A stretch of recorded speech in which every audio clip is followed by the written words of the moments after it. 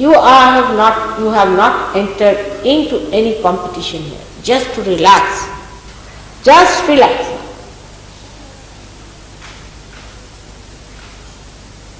Then the more you want to do about Sahaja Yoga,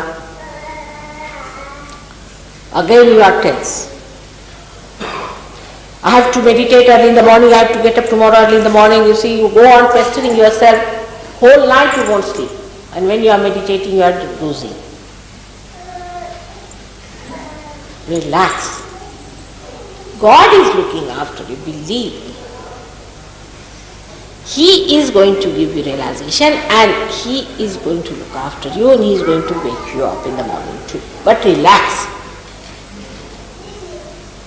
The first idea that I can do it is wrong. He has to. It's not working out because you think you can do it. If you can come to this conclusion that I cannot do it, it is His mercy, His graciousness has to come.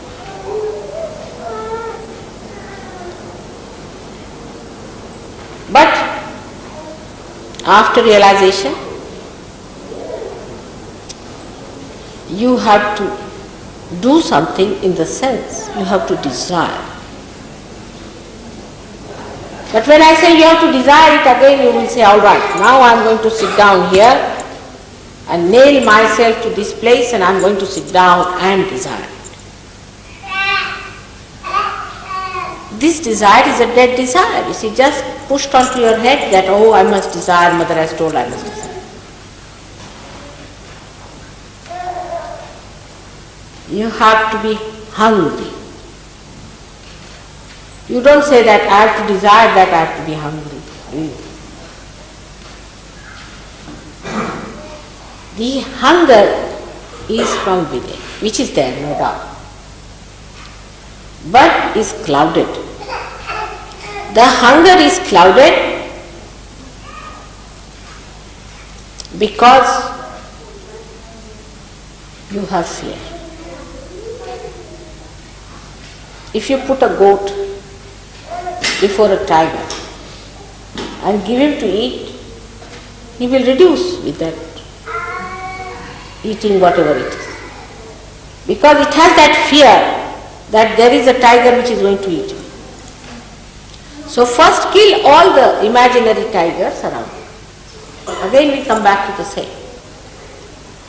That desire must come from within.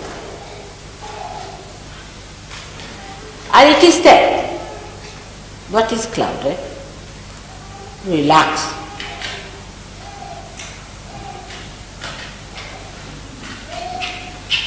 It should not be that I am very relaxed.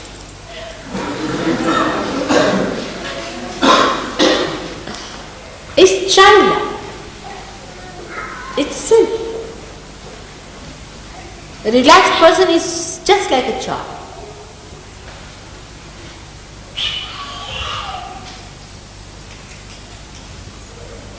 So not to get frantic. Try to relax. That's all. For everybody. But relaxation never means that you are inactive. On the contrary, the person who is relaxed is extremely active on the exterior, but inside is absolutely silent. Absolutely relaxed and at ease. Outside you may feel, as you know now, at this time, tremendous vibrations are flowing. And I can see the flow, tremendous. And all the chakras are doing like this around me.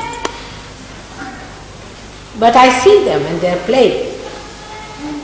At the most I may stop talking. But it is flowing. So whether it is for the seeking or for anything else in the world, the first thing is that you must take an attitude of a relaxed witness.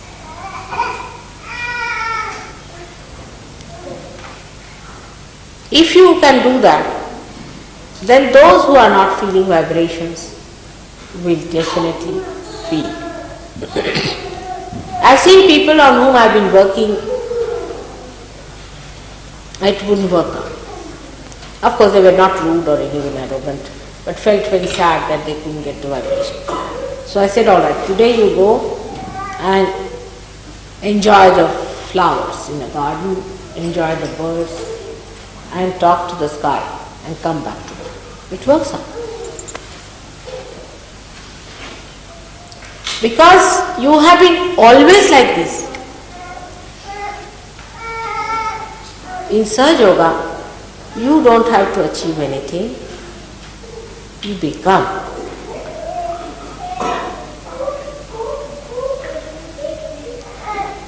First you become, and then mentally you understand Sahaja Yoga. But those who try to understand Sahaja Yoga mentally first are really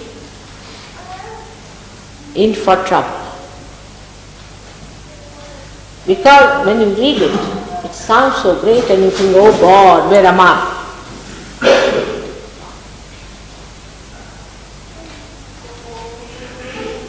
So, please, if you give realization to someone, take it easy. It will grow. Don't give advent to it. Next moment. We do it. Why? We think we should impress the person that Sahaja Yoga is a great thing and the person must read Advent, so he'll come to Sahaja Yoga and we'll establish this man because he will see and will be impressed. If somebody is going to be impressed by these things, such a person is of no use for Sahaja Yoga. Take it from me. If they are going to be impressed by something exterior and superficial, how far will they go? They have to achieve it within themselves, their own spirit.